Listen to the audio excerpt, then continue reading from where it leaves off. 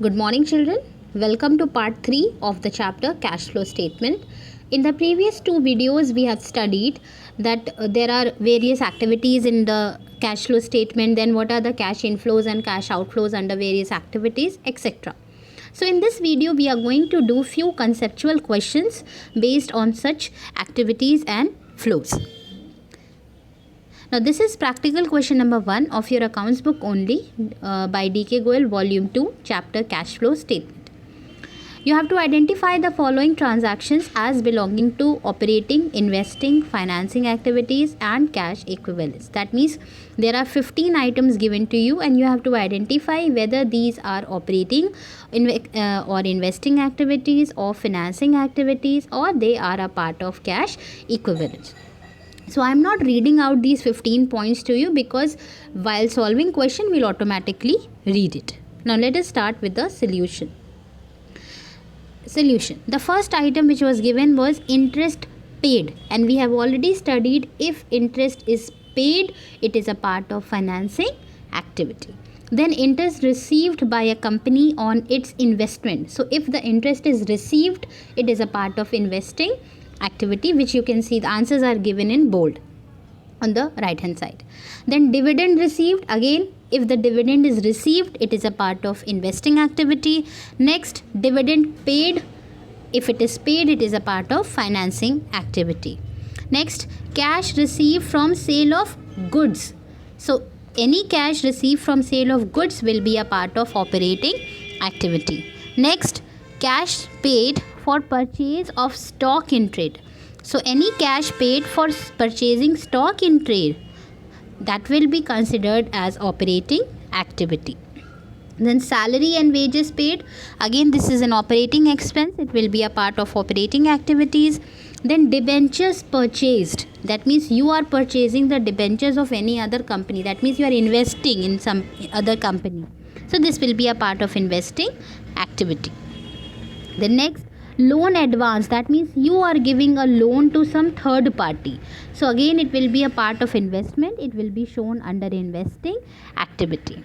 Next, sale of fixed assets. So whenever you sell the fixed asset is a part of investment, so if you are selling it or anything, it will be a part of investing activity. Then bank balance, it is highly liquid cash, it will be a part of cash equivalent. Same, short term deposits in bank, again it is cash equivalent. Then bank overdraft, it is a kind of a short term loan, negative balance of bank, it will be a part of financing activity according to the new rule by ISC.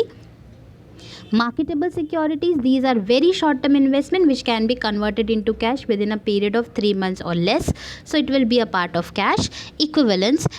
Then goodwill written off, that means amortization of goodwill, so this is shown in operating activities because this will be added back, if you remember we have discussed in the format. So this was the question where we had to identify whether the following or particular item belongs to operating activities or investing activities or cash equivalents or your financing activities, etc.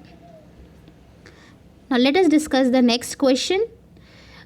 This is again a question from your book only, practical question number 4.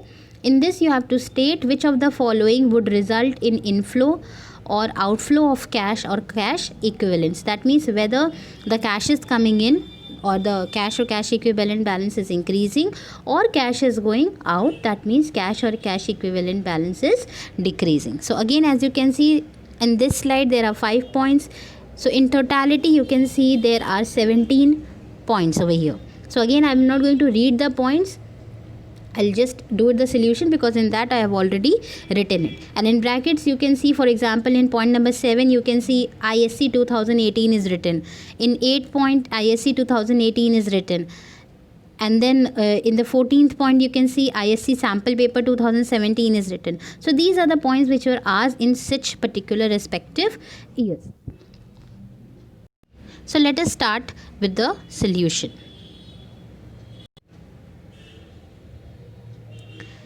As you can see, the first point, purchase of goods on credit. So if you are purchasing the goods on credit, that means you are not paying or receiving any kind of cash. That therefore there will be no flow. That means no inflow, no outflow.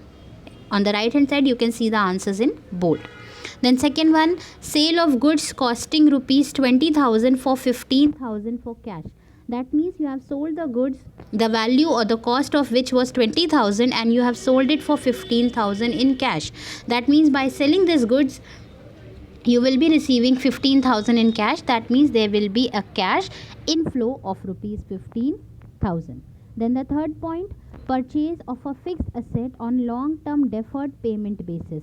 That means you are purchasing the asset but you will be making the payment in the future. That means you have not paid it right now.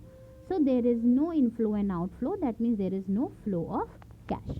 Next, issue of shares against purchase of fixed asset. That means you had purchased any fixed asset, and instead of making the payment, what you have done is you have issued equity shares or preference shares against the purchase of fixed asset. That means instead of giving the cash, you have given them the shares. So no cash is coming in or going out, therefore again there is no flow. Then next, cash received from a trade receivables rupees 10,000, discount allowed rupees 1,000. So ultimately cash which you have received from trade receivables or the debtors or the bills receivable is 10,000 rupees, and you have allowed them the discount of 1,000. So if you have received the money, cash is coming in, and how much actually the cash is coming? 10,000, because discount allowed 1,000 is separate item. So there is a cash inflow of 10,000. Next, sale of fixed asset, the book value of which was 25,000 is sold for 20,000 for cash. That means the value of fixed asset was 25,000 and you have sold it for 20,000 in cash. So when you are selling it in cash, cash is coming in, there is a cash inflow and of rupees 20,000. Next, old furniture, the book value of which was 10,000 has been written off, wiped off from the book. So again there is no cash coming in or going out, therefore there will be no flow. Next, bills receivable endorsed to creditors. Means there was a bill receivable with you against which you were supposed to receive money, but instead of maturing it or receiving the money against it, what you have given? You have given it as a payment to your creditors. So that means again no cash has there or no cash has been paid. That means no cash is received, no cash has been paid, therefore there is no flow. Next, discount of rupees 2,000 received while making payment to a creditor of rupees 20,000. So there was a creditor of rupees 20,000, the payment has been made to him and discount have been received rupees 2,000. That means ultimately we have made the payment of 18,000. So cash has gone out, there is a cash outflow of rupees 18,000. Next, cash deposited into bank. Now if you see what will happen, the cash balance in your bank business will reduce and that bank balance will increase with this transaction. But ultimately cash and bank both are the part of cash and cash equivalents. So ultimately cash will decrease but bank will increase. So that means there will be net effect will be zero, because there will be no increase or decrease in totality of cash and cash equivalents. Therefore, there will be no flow. Next, sale of marketable securities for cash. Again, marketable securities is cash equivalents. So when you sell it, you will receive cash in hand. Again, in totality, the net effect of increase or decrease in cash and cash equivalent will be zero, will be nil, because it is just a change from marketable securities to cash. So again there will be no flow. The next, sale of long-term investments for cash. So if you have sold off your long-term investment for cash, in return if you are getting cash, that means there is a cash inflow. The next one, conversion of debentures into shares. You have not paid anything, you have not received anything, you just have converted your debentures into the equity shares. So again there will be no flow. The next, declaration of dividend. The company has just declared that it will be paying the dividend. It has not actually paid. It is just a declaration. So there will be no flow of cash. Next, payment of dividend. Now the payment is actually made. So the cash will be going out. There will be a cash outflow. Next, receipt of interest on investment. The company is receiving interest on investment, so there will be a cash inflow. And the last, receipt of dividend. Again, dividend is received by the company here, so there will be a cash inflow. So I hope the two questions discussed here are very simple. I hope these are clear to you, children. In the first question, we had to identify the activities, and in this question we had to identify whether there is a cash inflow or cash outflow or no flow. So these two questions are basically conceptual question, and these are asked for 2 marks or 1 mark in your exams, and this will help you also in solving the full-fledged cash flow statement questions. Now this is the assignment based on this video, this part. You have to answer the following questions in your register. Question number 1, you have to redo the questions taught in this video. The 2 questions, practical questions from your book which we have discussed here, practical question number 1 and 4, that you have to do in your registers. Then question number 2, you have to solve practical question number 2, 3 and 5 from the chapter Cash Flow Statement of your accounts book by D.K. Goel volume 2.